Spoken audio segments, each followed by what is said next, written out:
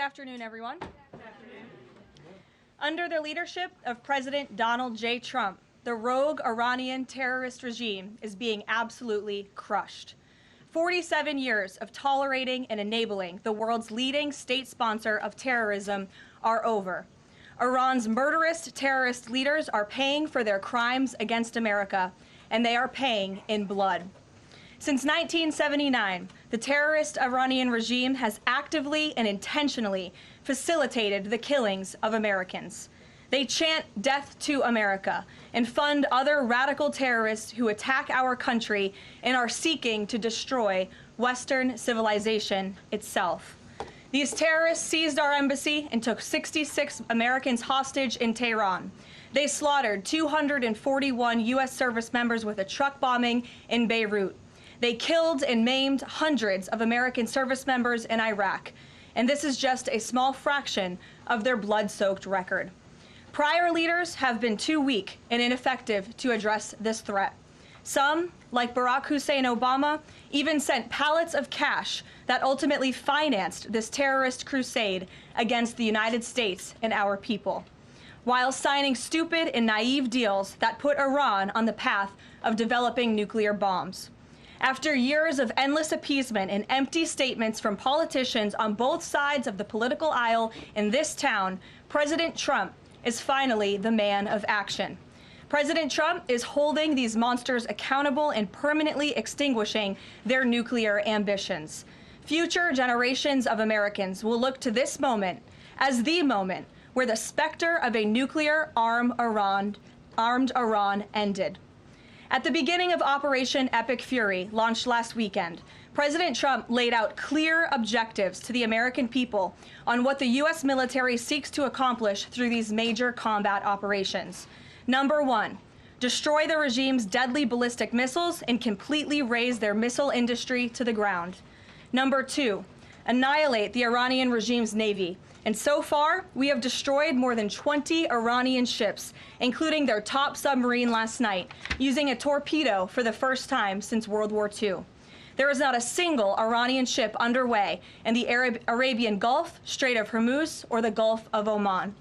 Number three, Operation Epic Fury will ensure the regime's terrorist proxies in the region can no longer destabilize the region or the free world and attack our armed forces. And thus far, Iran's proxies are hardly putting up a fight. Number four, this mission will guarantee that Iran can never obtain a nuclear weapon. It's safe to say that thus far, Operation Epic Fury has been a resounding success. American forces have struck more than 2,000 targets, destroying hundreds and hundreds of ballistic missiles, launchers, and drones.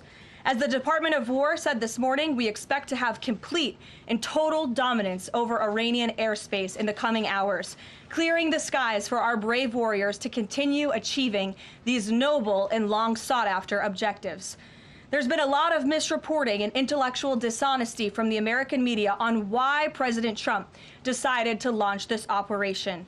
So let me remind you, Operation Midnight Hammer, which took place last June, obliterated Iran's 3 major nuclear sites. Yet the terrorist Iranian regime has remained fully committed to rebuilding its nuclear program. How do we know this? Because Iran has pursued this path of war and violence despite President Trump dispatching 2 of his top and most trusted negotiators to engage in exhaustive and good faith negotiations to try and reach a deal. And the world knows this president's preference is always peace and diplomacy first. Look no further than the 8 additional global conflicts he has ended in the past year as proof. Unfortunately, the terrorist Iranian regime refused to negotiate in good faith. They chose this path of violence and destruction, and they are reaping the consequences of their horrible decision. The regime did what they always have done. They lied, they delayed, they tried to string the United States of America along. They wanted to buy themselves time to continue building ballistic missiles and other deadly weaponry that could harm our U.S. personnel and troops in the region, and to continue aggressively pursuing their unacceptable nuclear ambitions. U.S. negotiators offered to lift crippling sanctions on Iran and even provide nuclear fuel to Iran at no cost to support a civil nuclear power program. They additionally had the opportunity to accept U.S. support as an investor in potential projects to develop peaceful nuclear energy together under a mutually agreed upon framework. Yet in response, Iran would have to forfeit their enrichment capacity once and for all. But Iran rejected. They accepted none of these generous and unprecedented offers by the United States. Simply put, they refused to say yes to peace.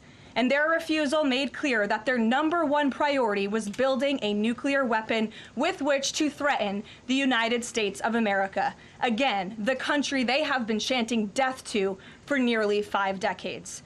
Let me state this again clearly. Iran rejected the path of peace because the terrorists in charge of this regime wanted to build nuclear weapons to use against Americans and our allies.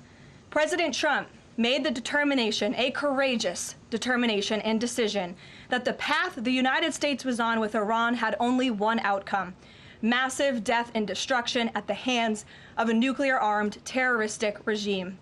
That path of death and destruction and threats against the American people have ended with Operation Epic Fury. Operation Epic Fury has forged a new path that will better ensure the security of the United States and our people. The terrorists made a bet that President Trump would be like many of his predecessors, that he would just talk and he would refuse to enforce his clear red lines. But that has proven to be a catastrophic error in judgment. When President Trump makes a threat, and I have reiterated that threat many times from this podium to all of you over the past year, President Trump does not bluff. The president's words are backed up by the mightiest warriors in the world who possess the most sophisticated capabilities this world has ever known. 49 and counting of the most senior Iranian regime leaders, including the supreme leader, have already been wiped off the face of the earth. Make no mistake, killing these brutal terrorists is good for America and makes the world a much safer place. I want to also extend our prayers and condolences to the families of the 6 U.S. military service members who have been lost in Operation Epic Fury. These heroes represent the very best among us. They laid down their lives in defense of our country, and we will never forget their legacy or their sacrifice. As the president said, we grieve for these American patriots and their families as we continue the righteous mission for which they gave their lives. President Trump intends to attend the dignified transfer of these American heroes to stand in grief alongside their families. I understand the Department of War is working on scheduling this transfer, and we will provide updates at the appropriate time. Finally, the Trump administration is also doing everything within our power to protect Americans in harm's way.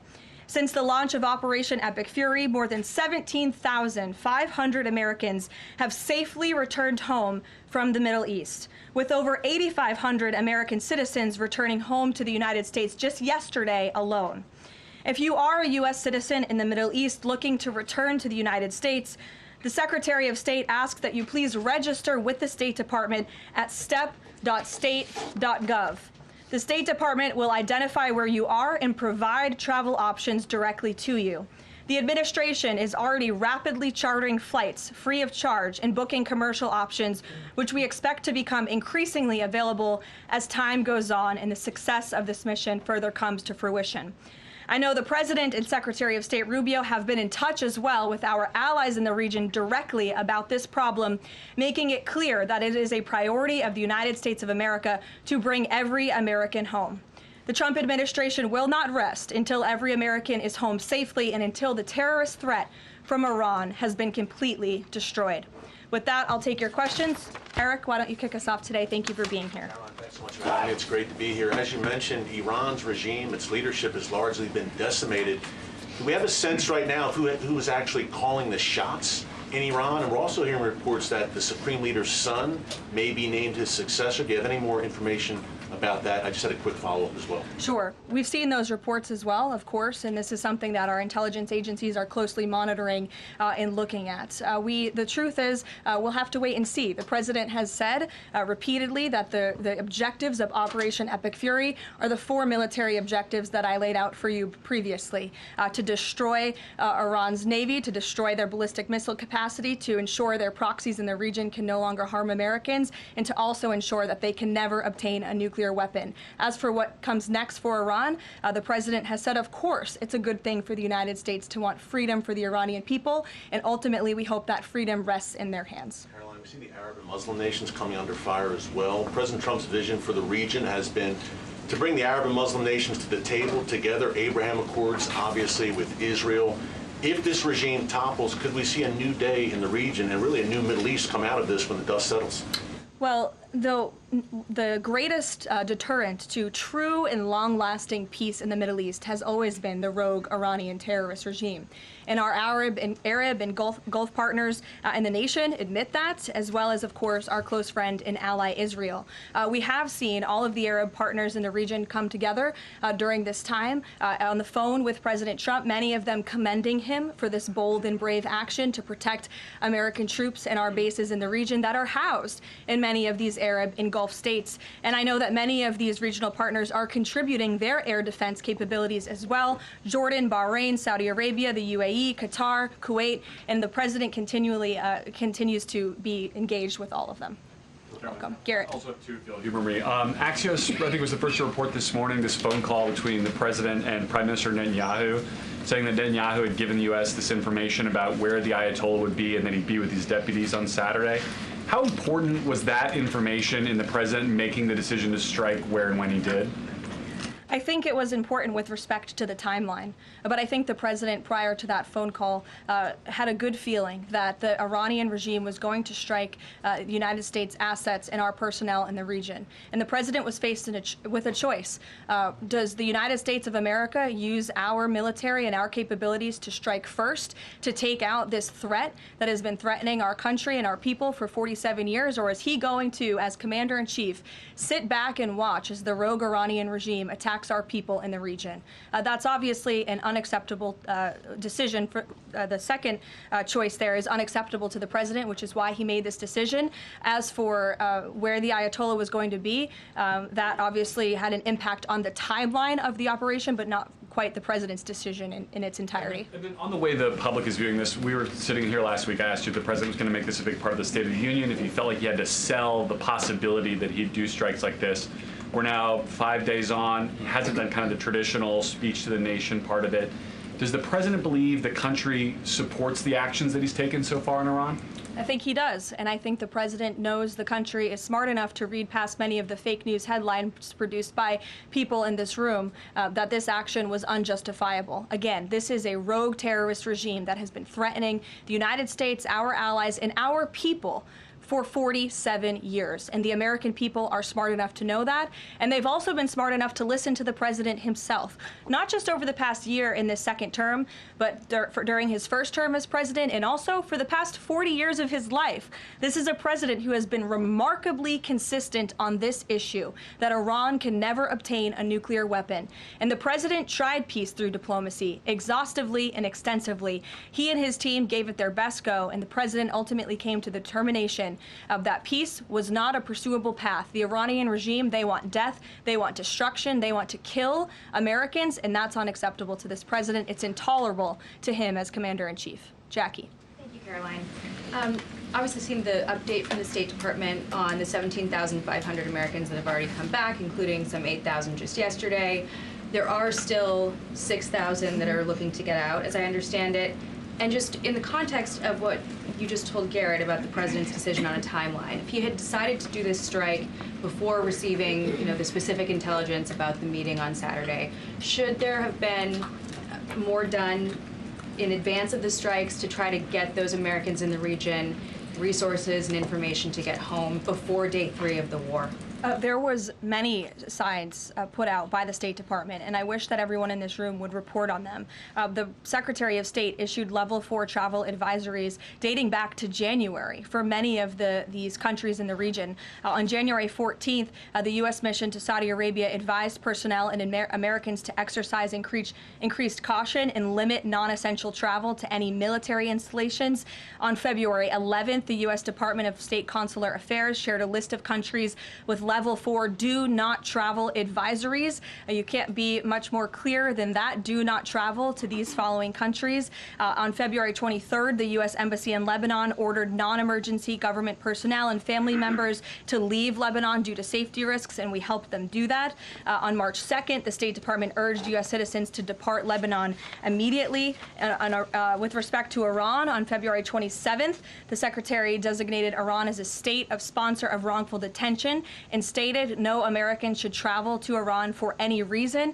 And again, on February 27th, the U.S. ambassador to Israel warned Americans to leave Iran, and they provided travel advisory alerts through the U.S. Embassy in Jerusalem. So the State Department was all hands on deck on advising extreme caution and do not travel alerts to Americans in the region. With respect to the Americans who are still in the region now, again, the State Department is asking that they register at the website so they can directly identify you, and we are actively and rapidly working to charter flights. There is some commercial flights that are taking off intermittently from these countries, and we plan to get Americans on board as quickly as possible, again, free of charge to them.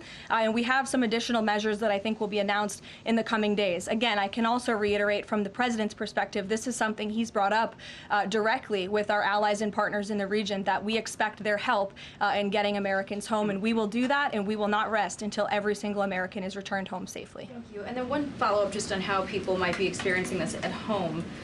With respect to the economy and the cost of oil spiking, is there a need to start those Navy escorts in the Strait of Hormuz now to sort of blunt the impact to people? And also, because Spain is a member of the EU, does that at all put a wrinkle in the President's plan for a trade embargo with them?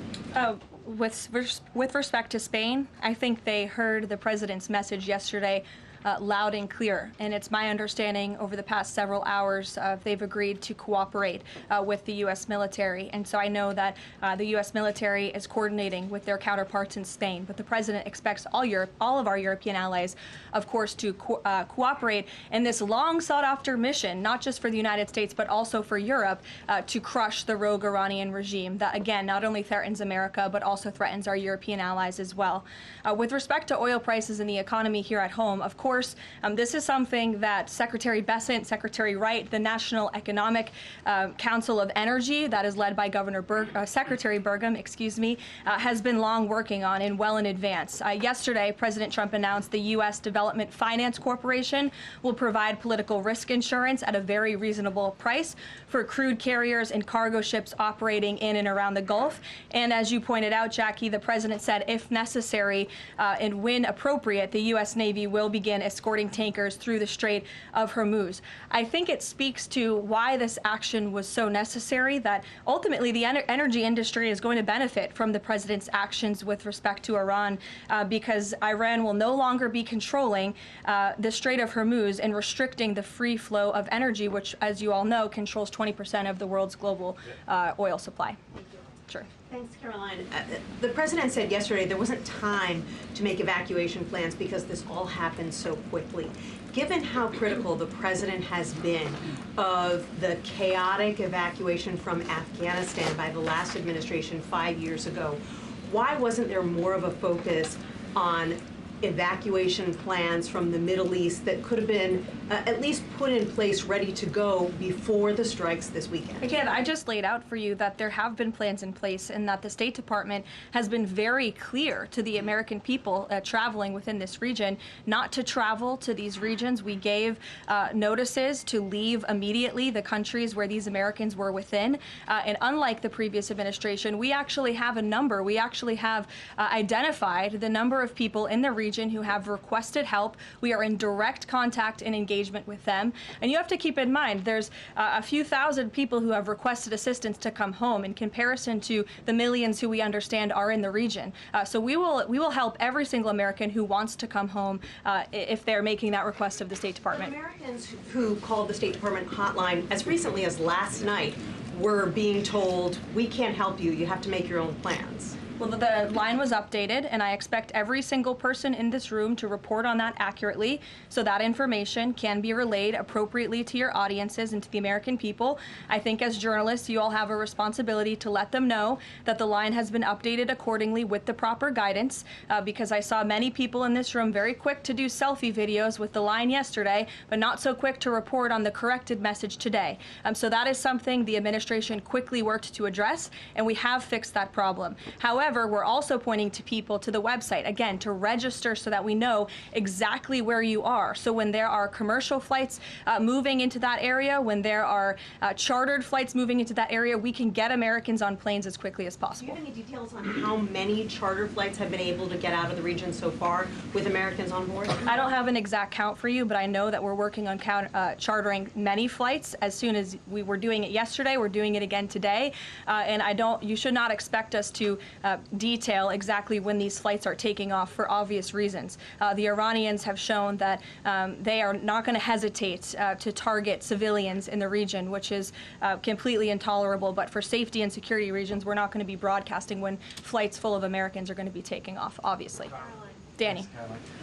At the top there, you said that the Iranian regime is being absolutely crushed. Can you explicitly say then whether or not regime change is a goal of President Trump's operation? The goals of this operation have been made very clear, Danny, and the president has said them in his speech when he launched this operation and released that video in the middle of the night to all of you and to the world. The stated military objectives of Operation Epic Fury are as follows: eliminate Iran's ballistic missile threat, destroy their naval capability, disrupt missile and drone production infrastructure, sever their pathway, and end their pathway to nuclear weapons. And I can report, as you all saw from the Pentagon today, that thus far this operation has been remarkably successful. Again, we're moving towards complete and total control of Iranian airspace. We have continuous 24/7 strike operations ongoing. We've had more than 2,000 targets that have been struck. Nearly 2,000 munitions have been employed. The first 24 hours of this campaign were described nearly as twice the scale of the 2003 shock and awe campaign. And we've seen that the enemy, the Iranian rogue regime, their retaliatory strikes against the United States and the threat reduction has reduced significantly. If you look at the Iranian ballistic missile launches, they're down 86% from day one levels. So while the United States military continues to increase its complete dominance over this rogue regime, they are weakening day by day. Regime change is not a phrase that you would want to use. Again, Operation Epic Fury, I just detailed the goals and objectives of this very quickly. But obviously, as the president has said numerous times, do we want to see Iran being led by a rogue terrorist regime? No, of course not. So any day the United States of America is taking out a terrorist is a good day for our country and a good day for our people. Given that point that you just make about the United States wouldn't mind seeing the government overthrown, certainly President Trump has talked about wanting to see Iranians overthrow the government. Has the president considered at all kind of how he views a U.S. role, if any, in Iran post-conflict? I think it's something the president is actively considering and discussing with his advisors and his national security team. But again, right now, the focus, minute by minute, hour by hour, day by day, is on ensuring the quick and effective success of Operation Epic Fury. Sure. Go ahead. I want to ask you about the U.S. munitions I stockpile. don't even know who's speaking because I wasn't looking at you. But you can ask a question and then I'll go to you. Caroline, I want to ask you about the U.S. munitions stockpile. President Trump posted on Truth Social on Monday that the U.S. still has a good supply of weapons, but that we're not where we need to be. What does he mean by that? And does President Trump then want to ask on Congress to pass a supplemental to increase funding for missile interceptor systems like the ones being used to defend U.S. bases in the Middle East from Iranian missiles? I don't have any updates for you on congressional asks from the president. As you know, under this president, we have significantly increased our defense budget, which is a good thing for the United States, for our national security, and for protecting our homeland. With respect to munitions, ammunition, weapon stockpiles, the United States of America has more than enough capability to not only successfully execute Operation Epic Fury, but to go much further. And we have weapon stockpiles in places that many people in this world don't even know about. However, the president in that post Post was pointing out that, unfortunately, we had a very stupid and incompetent leader in this White House for 4 years who gave away many of our best weapons for nothing, for free, to another country very far away by the name of Ukraine. So the president was pointing out how that was an unwise decision, but nevertheless, don't doubt the strength and the might of the American military. And I will also add, President Trump has rightfully been calling on defense contractors in this country to rapidly and aggressively produce American-made weapons, because they are the best in the world, and the president always likes to get things done as quickly as possible, and so he's been quite vocal in his efforts to try to speed up our defense industry to protect our homeland. Karoline, can you do some? Go ahead. Karoline, could you tell us about the president's current thinking about ground troops and whether they could be used? If they were to be sent into Iran, what would they be used for? What's the situation of that? Well, they're not part of the plan for this operation at this time, but I certainly will never take away military options on behalf of the President of the United States or the Commander-in-Chief, and he wisely does not do the same for himself. I know there's many leaders in the past who like to take options off of the table without having a full understanding of how things could develop. So again, it's not part of the current plan, but I'm not going to remove an option for the president that is on the table. Sean. Did the United States airstrike a girls' elementary school and kill 175 people? Not that we know of, Sean, and the Department of War is investigating this matter, and I would just tell you very strongly, the United States of America does not target civilians, unlike the rogue Iranian regime that targets civilians, that kills children, that has killed thousands of their own people in the past several weeks, and uses propaganda quite effectively, and unfortunately many people in this room have fallen for that propaganda. So I would caution you from pointing the finger at the United States of America when it comes to targeting civilians, because that's not something that these armed forces do. Reagan. Thanks, Caroline. Prior to the Iran conflict, the SAVE Act was really the focus of the news cycle. Is the SAVE Act still a priority for the administration? Absolutely. Could you just provide an update on the administration's talks with Congress to get the SAVE Act through? SAVE Act is absolutely still a priority for this president and the administration. The focus, of course, of much of the president's time right now is on ensuring the success of Operation Epic Fury, but the president can walk and chew gum at the same time, and he's very much continuing to focus on the issues that matter here at home for the American people, including the passage of the SAVE Act, including on bringing down the cost of living, which is why you'll see the president in about an hour and a half at the Ratepayer Protection Pledge Roundtable, where he will be sitting with big tech companies, with AI companies who are building in communities across the country and have pledged to pick up the cost of the electricity tab in these small towns and communities across the country, which is a great thing for American consumers. So you'll be hearing from the president directly on this very important domestic agenda item later this afternoon, and it's something that he mentioned in his State of the Union address. So check it off the list as another promise made and kept by this president. Sure, go ahead. Thanks, Caroline. I just wanted to get back to Danny's question. So those 4 objectives that you read out do not explicitly include regime change. If those objectives were achieved and the Islamic Republic still existed, would that be an acceptable outcome? That's a hypothetical question that I'm not going to engage in. Again, right now, the president and the commander-in-chief are focused on executing the success of Operation Epic Fury, which we are already doing so in a very tremendous and impressionable way. Stephen. Thank you, Caroline. 2 questions. The Trump administration reportedly is considering arming Kurdish forces in the hopes of inspiring a popular uprising in Iran. Could you comment on that report? I can comment on the fact that the president has held many calls with partners, allies, and leaders in the region, in the Middle East. He did speak to Kurdish leaders with respect to our base that we have in northern Iraq. But as for any report suggesting that the president has agreed to any such plan is completely false and should not be written. President Trump was saying yesterday that he is okay with someone from within taking over in Iran. He spoke about how Venezuela he saw as a successful model where Delcy Rodriguez took over and had a better relationship. Iran's President Pezeshkian, he took office in 2024 as a relative reformer. He's part of a 3-man council now replacing the supreme leader. Does President Trump see him as a potential successor who is more pliable? Again, that's another hypothetical, and I haven't spoken to the president about this specific individual, so I don't want to get ahead of him on any assessments that should be made. Thank you. Yesterday, the president acknowledged that oil prices will be a bit high.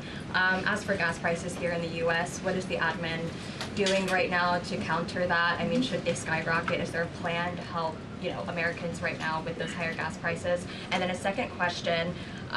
On the rash that was on the president's neck, the White House physician said it was a preventative skin cream that he was using, but why is the president using this cream? What are they trying to prevent with this cream? To your second question, I don't have anything additional to add to the physician statement that we provided to all of you on those questions, but I know the statement said that the redness on the neck will dissipate within the next couple of weeks.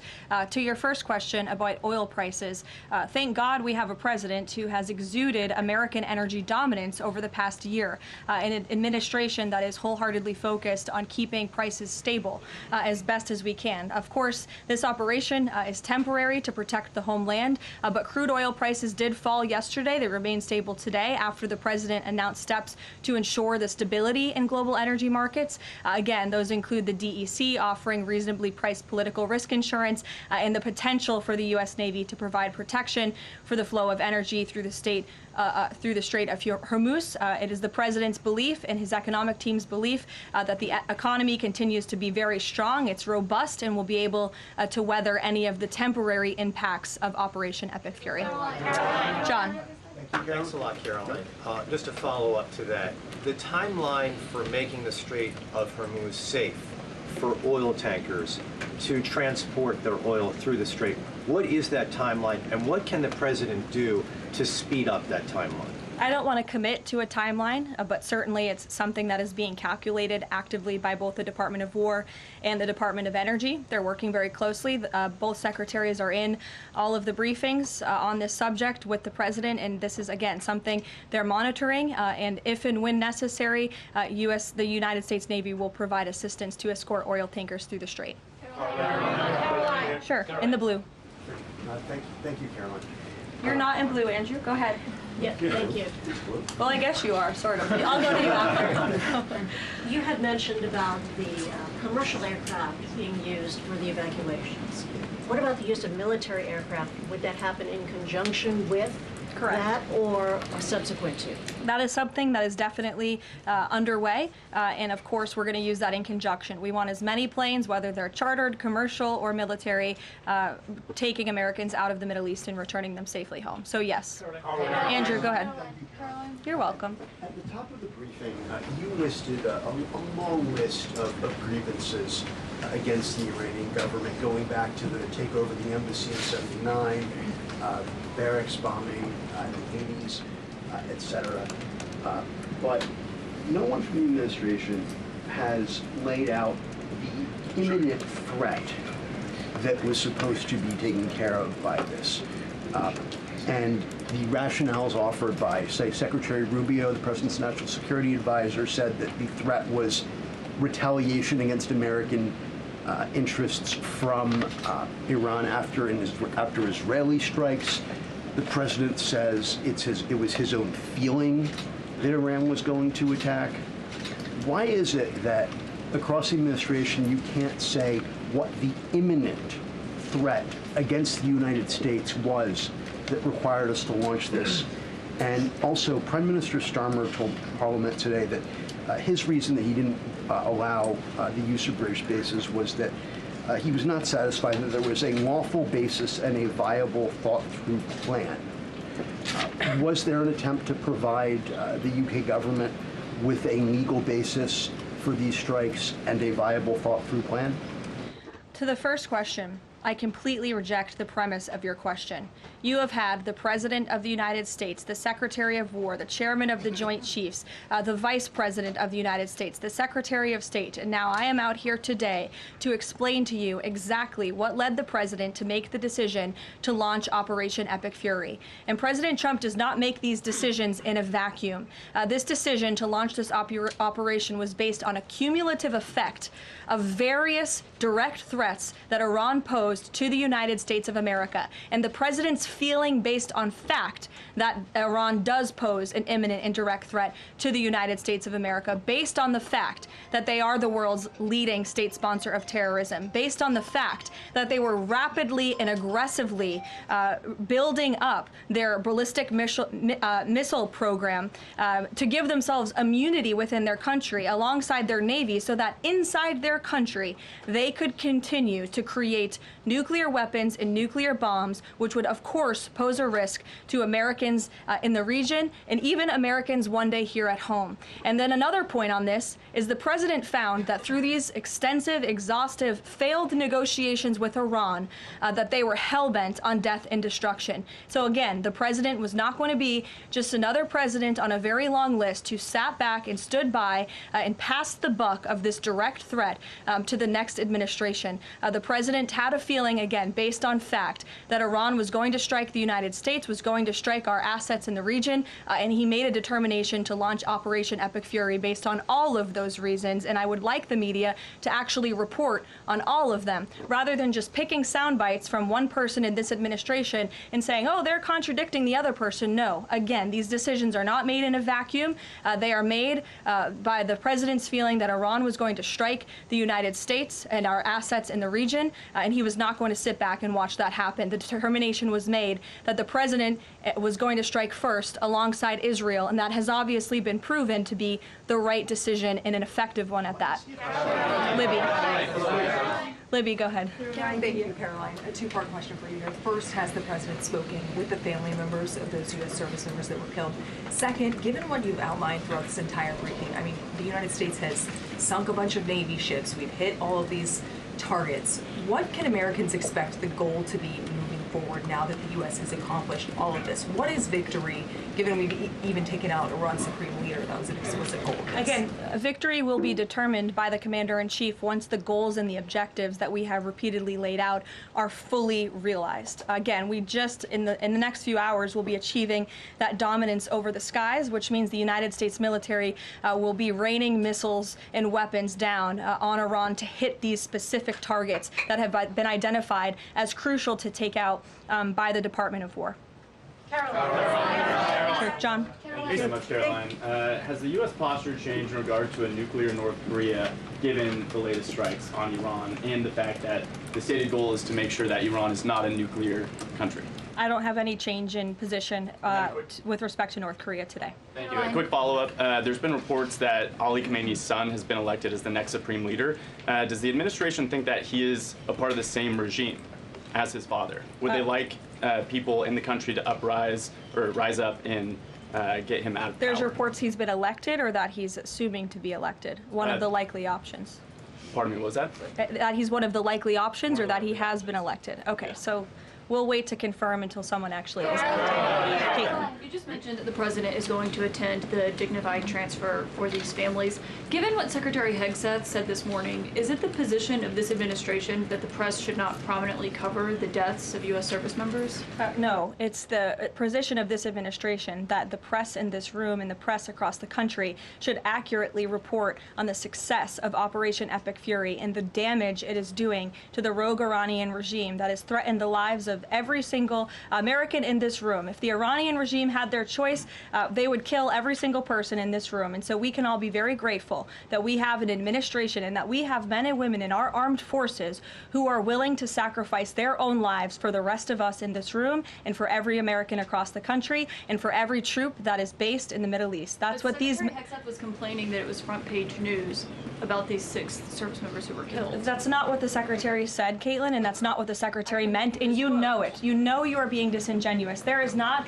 We've never had a Secretary of Defense who cares more... Drones get through or tragic things happen. It's front page news. I get it. The press only wants to make the president look bad. Yeah, As you know, we cover the deaths of U.S. service members under every president. The press does only want to make the president look bad. That's a fact, especially you. No, Listen to me, especially you and especially CNN. And the Secretary of Defense cares deeply about our war fighters and our men and women in uniform. He travels all across this country to meet with them, to connect with them, and your network has hardly ever probably reported on that. You also had the chairman of the Joint Chiefs, Chairman Kane, who's a brave patriot, standing alongside the Secretary at the Pentagon this morning, again expressing his condolences to these families. And I just told you that the President of the United States will be attending their dignified transfer. So please, That's not making the president look bad. That's showcasing that. We expect you to cover that as you should. We expect you to cover that as you should, Caitlin. But you and your network know that you take